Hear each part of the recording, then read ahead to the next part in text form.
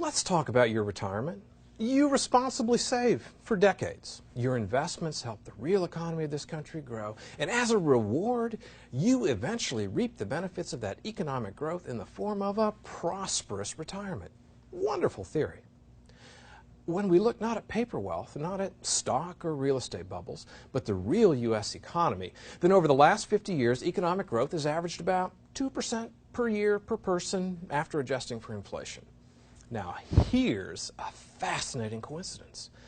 The rule of thumb figure is that total financial industry revenues average about 2% of assets under management. So for every $100 in an investment account, about $2 will end up sticking to the fingers of the investment industry over the course of the year. What a coincidence! We responsibly save to be rewarded with our share of economic growth. But the annual financial fees exactly cancel out the annual growth, and we're left with what? Meanwhile, in exchange for managing, let's call it $10 trillion in retirement account investments, Wall Street pulls out $200 billion every year. That's $200 billion they get whether the economy is growing or shrinking.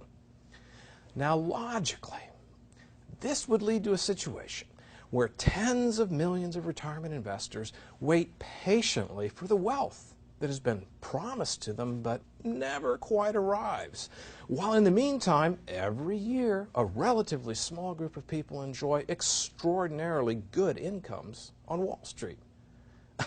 It's sure a good thing that this 2% business is just some silly coincidence, isn't it? Because we all know that nobody is more interested in your retirement assets than Wall Street.